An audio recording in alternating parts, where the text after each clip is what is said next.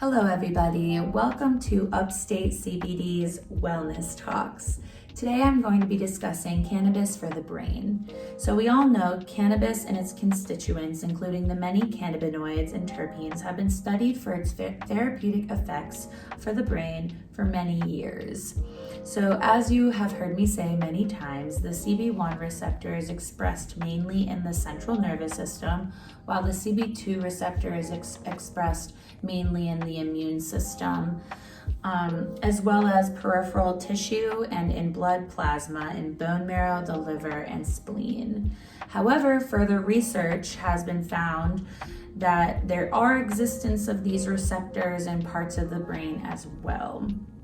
So cannabinoids bind to these receptors to help promote healthier brain function. CBD has little binding affinity for CB1 receptors, but is capable of antagonizing it in the presence of THC. However, CBD behaves as a non-competitive negative allosteric modulator of CB1 receptors, meaning it gives more medicinal effects from the plant by also lowering the psychotropic potency of THC delta 8 and 9. CBD may represent a prototype for anti-inflammatory drug development for human pathologies where both inflammation and oxidative stress play an important role to their etiology and progression, such as certain autoimmune diseases and neurodegenerative disease. So neurodegenerative disease is a type of disease in which cells of the central nervous system stop working or die. Neurodegenerative disorders usually get worse over time and have no cure.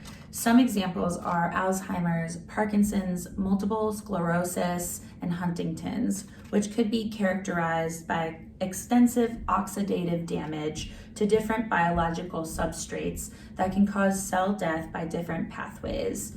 A scientific review provided evidence that the non-psychoactive phytocannabinoid CBD could be a potential pharmacological tool for the treatment of neurodegenerative disorders because it acts on different molecular targets and pathways as an antioxidant and anti-inflammatory agent. CBG stands for cannabigerol. It primarily binds to the CB2 receptor and has some measurable activation on CB1 receptors, but difficult to interpret. From what data is available, CBG is considered to be able to help manage sleep, appetite, and mood due to increasing anandamide, an endocannabinoid that naturally increases the available dopamine in the brain. Also, CBG is a potent antioxidant, working to combat oxidative stress that damages cells and leads to neurological disease, as CBG has been shown to reduce the loss of brain cells and improve motor function in many neurodegenerative patients. Alpha waves have recently been correlated with creative thinking as well as a reduction in depression symptoms by neuroscientists.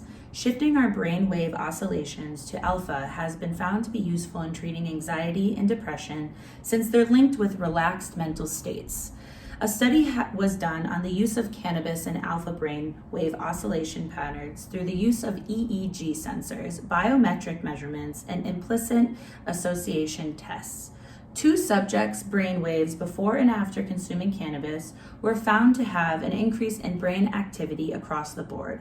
Also, the subjects described themselves as more energetic, relaxed, and calm. A carrier oil, often called a base oil, is a plant-derived solution that is used to help carry the contents of the active compound CBD. When it is combined with a fatty plant-based oil, it directly binds with the fat molecules that your body is familiar with processing, strengthening the absorption and bioavailability. Studies have shown that taking in fatty acids alongside cannabinoids has great effects on the frontoparietal cortex of the brain. Memory preservation in older adults is a good energy source, improves short-term cognition, improves psychotic episodes, and has ability to manage neurodegenerative disease and epilepsy. Thank you so much for tuning into my wellness talk. I literally wish that you can see the bloopers of this because I have done this so many times already.